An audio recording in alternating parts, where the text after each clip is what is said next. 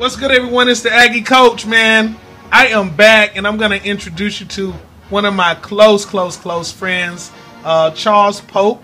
And I got to tell you, man, this is going to be real interesting.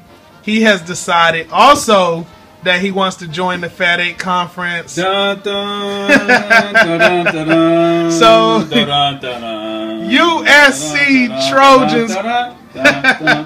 USC Trojans coming to the Fat 8, man. USC. So season 2 is like turning out to be a big thing, man. It's turning out to be big. The Fat 8 CSL.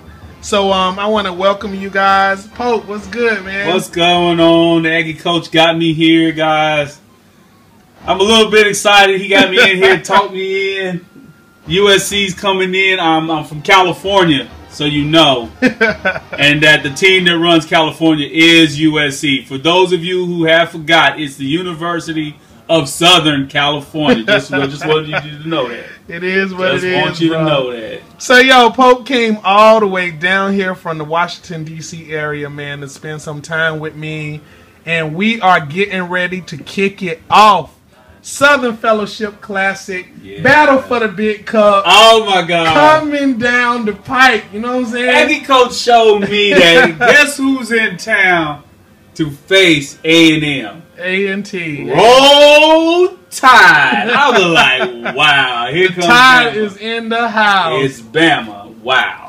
So the Aggies, man, the Aggies got their work cut out for them, dog. It's gonna be work cut out for them. It's gonna be interesting. So, yo, this video right here, y'all, this video is gonna be situational analysis. We're analyzing the Tide. And what do the Aggies have to do to win this game based on what you've seen from the Tide so far? Man, I got to review a couple of what they did on defense. So, guys, you guys are going to look at those videos to see about the defensive part. But we're going to right now look like we're going to focus on the offense. Yeah. And the offensive line of Alabama, for those who follow football, no. Alabama is known for smash mouth football. Absolutely. That means they're going to use the power eye.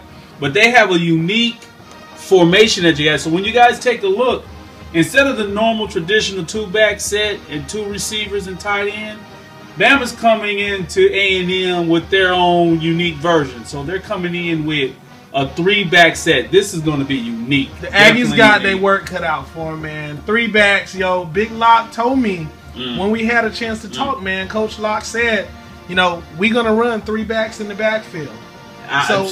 So, you know, A&T got their work cut out for them, man. 3 backs in the backfield. So, we're going to get into the analysis right here so you guys can check it out, man. Check it out. The first play from scrimmage. Ball is on the 35-yard line. The Tide has the ball. We're going to analyze this run play real quick. So, in this play, the Tide has the ball at the 35. The tight end is going to motion to the left. So, at the beginning of this play, tight end motions left.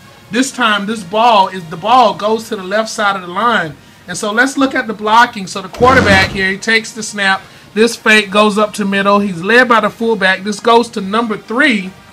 Number 3. Look at the opening. Look at the blocking here. Tight end is up the field. Blocking going right over to the safety. Running back has a lead blocker, the fullback, number 14, right here with this handoff. So as we turn this thing up the field, what is it that the Aggies have to do to stop this kind of penetration? Look at this offensive line penetration right here. Hey, guys, it looks clearly like you can see that Alabama's offensive line is really working as one unit.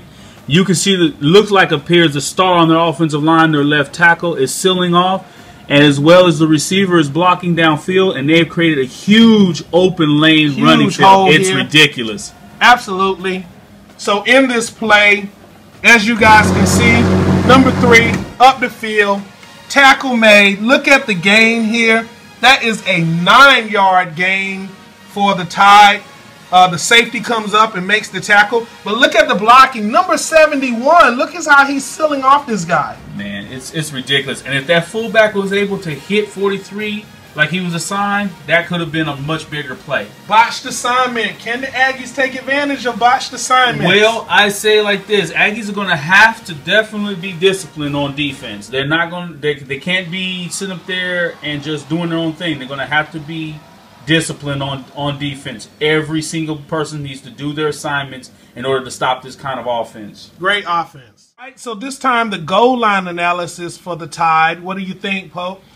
Man, the way Alabama, as you guys saw, that offensive line is going to be the big contributor to how this play may actually be successful, because it's really stacked tight, and this also plays the Bama's normally to their strengths. Yeah, and another thing that's different about this one, man, is look at the personnel in the backfield. Oh, they did substitute. Got another fullback substitution, so the Aggies are going to have a difficult time dealing with trying to figure out what personnel to cover. Man, Alabama, for what I'm seeing, they love running back by committee. They absolutely love to have that. It's ridiculous. Absolutely. So in this play, guys, what you're going to see is the Tide running the ball to the strong side of the field. So as the quarterback makes the handoff fake right here, number 26 is going to take this ball right up the middle. Look at the blocking by the Tide, and another game, and it is a touchdown for the Tide. Oh my God! Big play.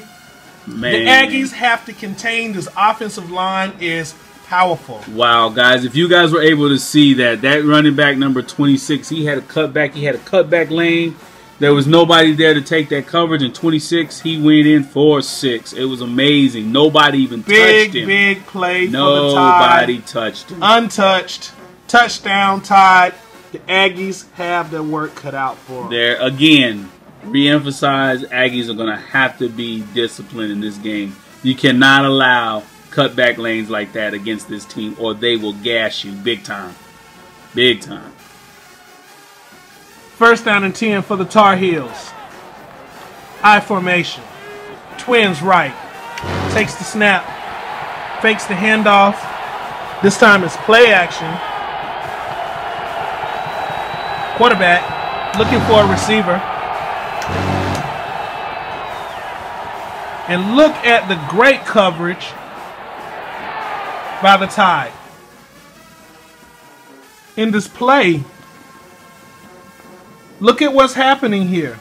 Both wide receivers are locked down by the cover corners.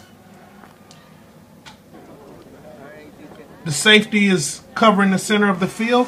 Look at the coverage by the linebacker here on the tight end. And the tight end was the reason that the Aggies had such a hard time in the game against the Tar Heels, because the tight end kept getting open. Look at the coverage. Safety over top.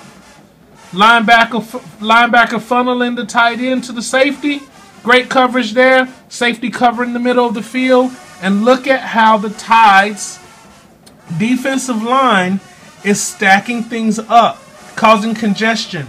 The quarterback has no passing lanes, and this is what the Tide is going to have to do against the Aggies. This is great defense for the Tide. Tar Heels with the ball on the 10-yard line. First down and goal for the Tar Heels. All spread out. He takes the snap, and this time the handoff goes up the middle to number 6, and he is stuffed in the backfield by the defensive end, number 98. Snap analysis. So this is what the Crimson Tide has to do to stop the Aggies. Look at the defensive line penetration. The offensive line is not able to even move past the 10-yard line. Wide receivers are shut down on both sides of the field. Nowhere for the quarterback to pass. The quarterback is jammed in, and the defensive end comes in to make a big stop in the backfield. A loss of 7 yards. This is what the Crimson Tide is going to need to do if they're going to win this game. They get strong penetration on the front. Their front 7 is real powerful. They're looking really good, and the Tar Heels were able to be successful against the Aggies running this offense. And as you can see, the Crimson Tide is shutting it down. And if we look even further on this play, after the big tackle here by the defensive end, and we look at the strong penetration that the Tide is getting, you can see here the linebacker and the defensive tackle on this side has great penetration. So even if it were a counter play and it went to number 34, boom, stuffed in the backfield, the linebacker comes in, fills the gap, there is no place to go. The quarterback is covered, both running backs are covered, both receivers are covered, the tight end is covered, there's nowhere to go, and this is what the Tide has to do to win this game. Situational analysis for the Aggies.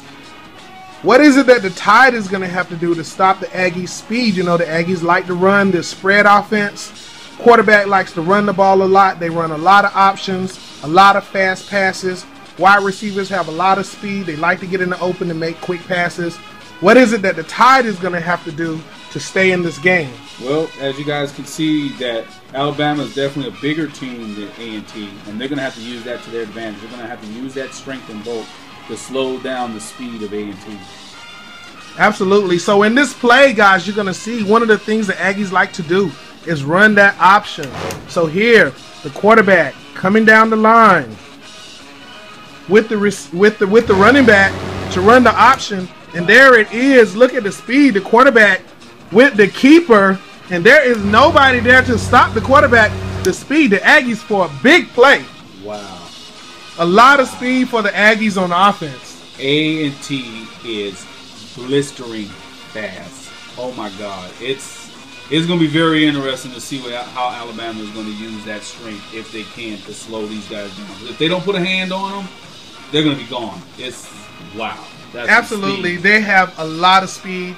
The Aggies is a fast team, and the Tide, they're going to have to control the box. They're going to have to. They're going to have to get up. They're going to have to put a hat on them. They're going to have to rough up A&T a little bit. They're going to have to use, because A&T is very, very fast, so they're going to have to punch them in the mouth. That's what they're going to have to do. They're going to have to sit there, put some bricks in their pants, like they used to say, and they're going to have to get it in and slow these guys down. Get it in. All right, so play 2. All right, Pope, so the other thing that the Aggies like to do is in the pistol formation. They like to spread it out. And the thing is, the quarterback is going to run the ball a lot of times. He's going to hit quick slants a lot of times. He's going to throw the quick hitch a lot of times, pick up big chunks of yards, and the defense just can't run with the Aggies. What do the Tide got to do, man? Alabama, because they're known for their strength, they're used to people just coming straight up at them. This is going to be a slight problem to them, I'm believing. They're going to have to make their adjustments and really be prepared to match up with personnel with this type of formation. So in this case, the Aggies all spread out, looking for receivers, and there it is, a receiver wide open. Wow. Right away, right open. And this is the running back. He has 9 touchdowns this season, and most of them came from passes. Wow. Wow. If A&T is a true passing team like this, this can help nullify some of what Alabama likes to do. They're known for trying to stop the run and get in your face. They're going to have to be disciplined as well on defense and be aware of that mobile quarterback they have back there, as well as those gifted receivers and running backs. Yep. So in this case, this is what the Aggies like to do. It's passing the ball right down the middle. And if this pass is completed,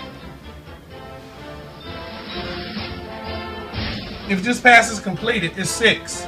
That is 6. It's 6. So this guy catches this ball here, and as you can see, there is no one to run him down. There's just absolutely no one to run him down with the Aggie speed. He makes his catch, and he is going to the house. Run inside, that's a broken tackle. Run inside, broken tackle, and he's going to the house. So again, it's going to be all about whether or not the Aggies can get open, complete those passes, and use their speed to get up the field. And Alabama is really going to have to play really tough, but that is what they're known for. In the SEC, they're known for playing defense, and I'm pretty sure that Nick Saban and Coach Bear Bryant is going to have a plan for this type of offense. Well, I hope you guys enjoyed the analysis. So we're going to get on, man. We're going to look at the Aggies defense really quickly. And And then we're going to get on to the game coming up in a few days. Can't wait. Right. So, Pope, what is it that the Aggies is going to have to do to contain the running game, the powerhouse running game that the Tide has? Well, they're going to have to use what they do best. They're going to have to use their speed to their advantage and get beneath those mammoth tackles and offensive linemen of Alabama and do some serious penetration so they can stop that running game. And that's going to mean making some alterations because traditionally the Aggies run the 3-4 and running the 34, and it means they may have to put some more guys in the box when you have 3 running backs in the backfield. That is possible, but key to them is using their speed and penetration. Line penetration is going to be key in that game. Whoever controls the line of scrimmage is most likely going to win that football game. All right, so you heard it, guys. So in this particular play, we're analyzing the Aggies defense. Get a chance, look at the speed and the penetration in this play. It is a draw play up the middle, and in this particular play, the handoff goes up the middle, and here, as you can see, the Aggies, great penetration here, and in the open, a good play. If this happens against the Tide, it's not going to be a good thing for the Aggies. So this is a major weakness. This right here, that shows a flaw in the A&T's game. They're going to have to control that line. They cannot allow huge gaps in their defense like that. That could be a big time problem, especially against a team like the Alabama Crimson Tide. Absolutely.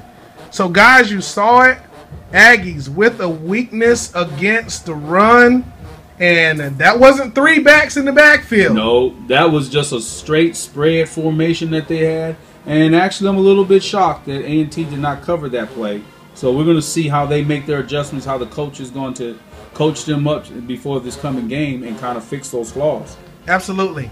So guys, you heard it, man. Situational analysis, it is done.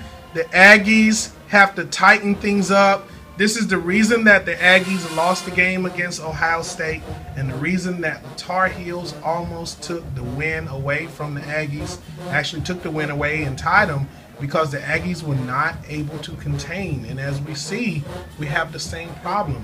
Can the Tide take advantage of that weakness? Well, you know, the Tide is known traditionally for running down an opponent's throat. They're used to stopping the run and running on every team and literally wearing teams out. A&T is a vast team, but if they have this problem, this has been a consistent problem with that, you best believe that Bear Bryant is licking his chops, as well as Nick Saban. They're sitting up there, they're looking at this, and they are going to run at them, and they're going to run at them hard. A&T is going to have to make adjustments to stop that running game. It won't matter about that speed if they cannot stop the run. Absolutely. So guys, you heard it, man.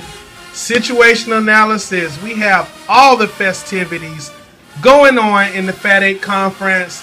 Charles Pope coming in Season 2. The USC Trojans joining Big Lock, joining the conference next year. Florida A&M.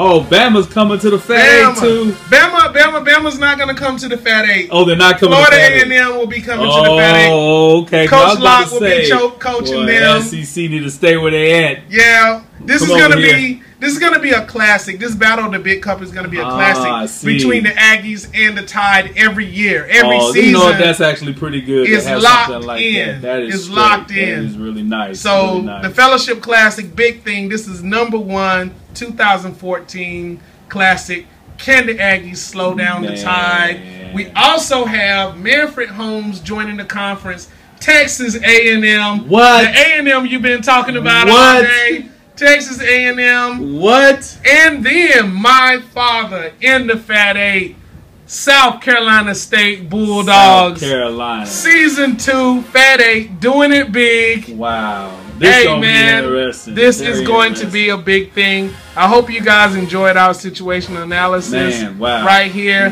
The Tide, the Aggies. You heard the breakdown from Coach Pope, from the Aggie coach. We're going to get it in. We're going to talk to you guys later. I can't wait for this game to get it on. This is going to be great. I hope you guys will tune in. Game is coming. I hope Coach Sage and Coach Bryant is ready for this big game. Game coming down They're gonna be ready. to the wire. They're going to be It's ready. coming down to the wire. We're going to see. Speed versus power. Traditional matchup. Speed versus power. It's going to be a good game, Head's going to be popping, and it's going to get it on. All right, man. I hope you guys enjoyed it.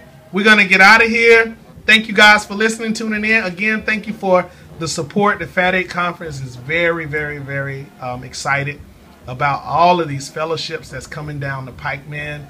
Big things. Season 2, USC, Aggies, South Carolina State, Florida A&M, Michigan, Ohio State, East Carolina, the Tar Heels in the house, all the big schools, the big names. It's coming, man. It's time to strap it Good up times, man. and get on this football all right, man. field. We out of here. I'm Peace. back. Peace.